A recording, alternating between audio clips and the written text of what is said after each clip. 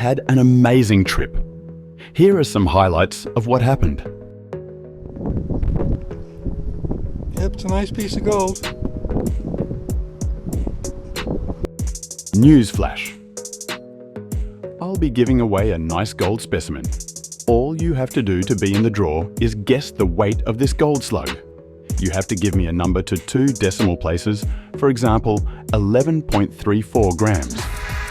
I'll be showing you the prize that you're going to win a bit later in this video.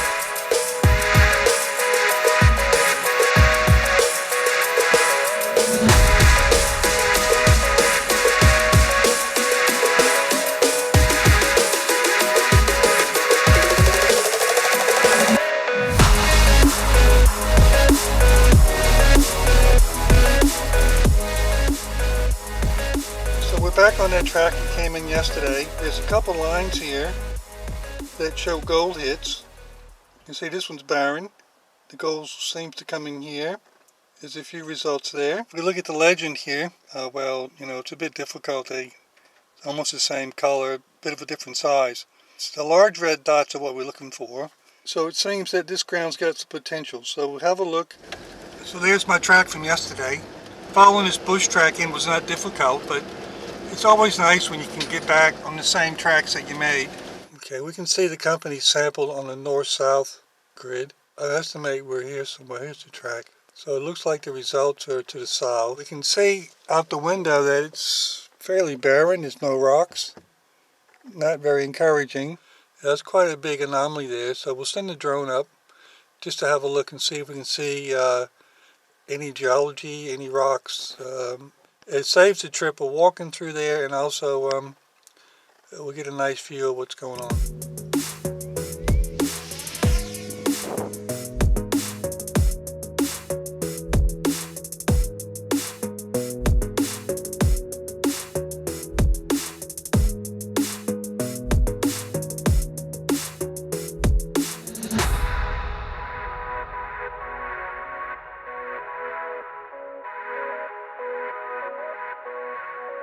There was not a rock in sight.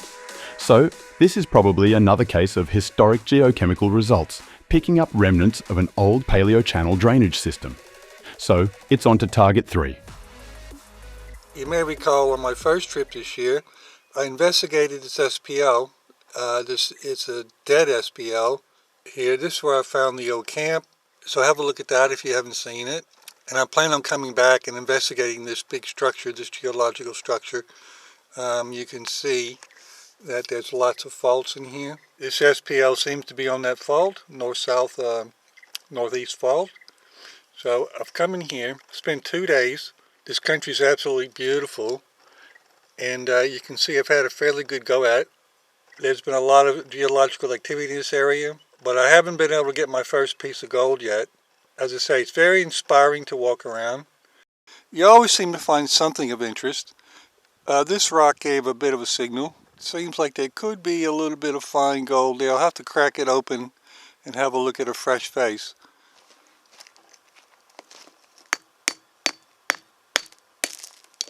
We've got a fresh surface. We should see very clearly if there's any gold in it. I sent this sample to my good buddy, Biggest Kev Prospecting, to crush and pan.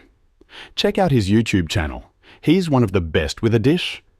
He reports lots of sulfides and silver metal in this rock, so I'll have to go back and take a sample and send to the lab for assay. This is that real red oxidized quartz. Plenty of sulfides in this one. Okay guys, let's have a look at this metal up here in the pan. That's silver metal. You always want to check any hot rock carefully, and of course make sure you know where they came from. Any bit of quartz that's hot, take it back and give it a good examination, because normally you know, it's got a bit of gold in it. You don't want to waste a beautiful day. It's going to be 40 degrees very soon, so I better pack up and get moving. You can see how nice this country was. I spent 2 days walking around, which is a fair test. If there's gold here, you should get at least 1 or 2 little bits.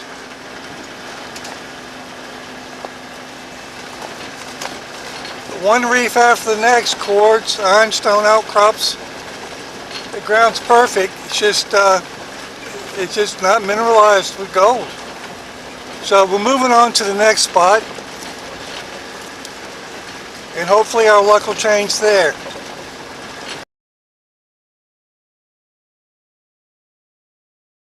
It's 12. It's 1.32 kilometers through that scrub. We walked in. We've seen some nice quartz. So let's go drive over there and see what it is, and try not to get a flat tire. See what it's all about, being able to drive through the country. I mean, sometimes you get to a spot, you find a track on the other side. These stumps can hide behind the spinifex, and you can't see them because, yeah, you don't want to change a tire in this ground. So this is a bit better, 91. So 910 meters.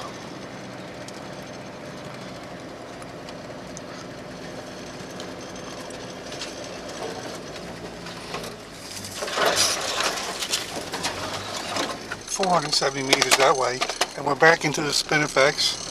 Just gotta hope and pray that there's not a big stump in there. 120 meters away.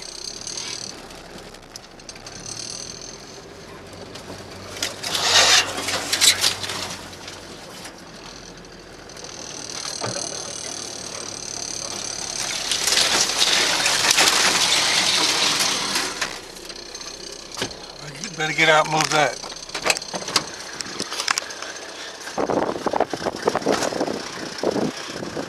If this was hiding in that spinifex, you'd be in trouble if you hit that. It's like steel, all these roots. Go right through your rubber tires for sure.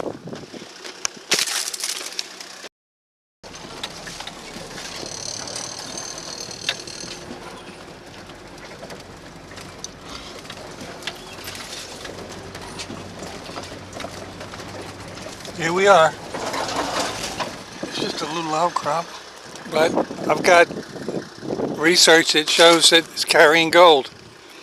So we push through to 12 ppb, find a nice tree, get some shade, go for a big walk. Okay, we got our first piece of gold. Yep, it's 0.7 of a gram. It's a nice little piece. There's another target we have to dig.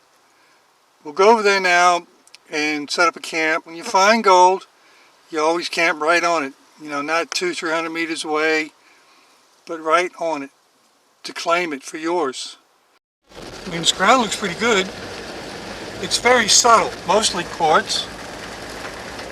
It's good to have a place to work, right? These places are hard to find. There's nobody been here. We're the first in. It's fairly hard to get to, and you have to have the information, see?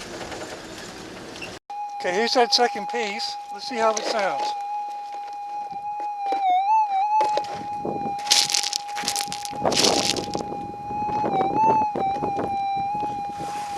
It's a bit windy.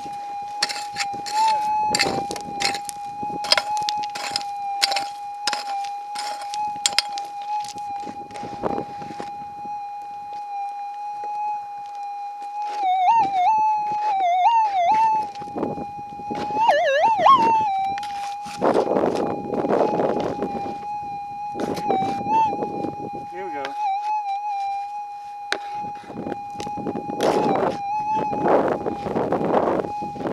Let's see, what is it?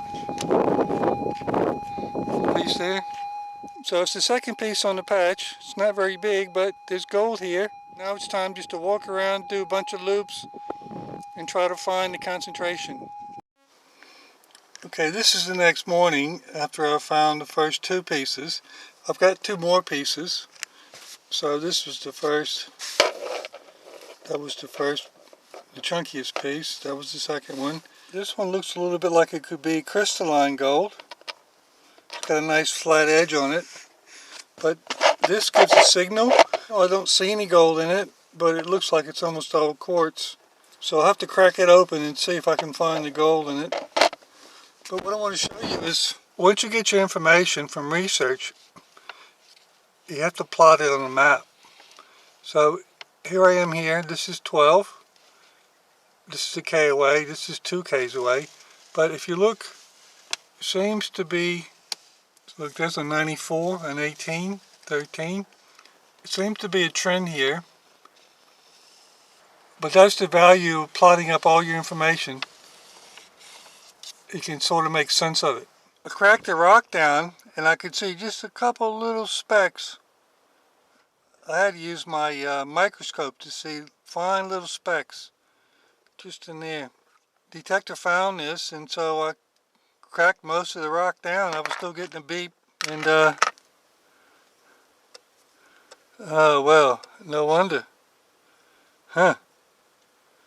That's what it's about. There it is. I pulled it off. Yes, this is the gold specimen that you win when you guess the weight of the slug as per the beginning of this video. So get your best guess in, and the closest to the exact weight of the slug wins this lovely little specimen. Just leave your guess as a comment. I'll announce the winner in November. The patch seems to be opening up. Well, I got 3 nuggets 200 meters away. But it's very small gold and it's very dispersed. This quartz has obviously carried gold. It's just a matter now of trying to find a concentration. So this was the perfect scenario. Quartz reefs carrying gold and striking through one side of a hill. A series of quartz reefs that run through this ridge. And ironstone and laterite on the other side.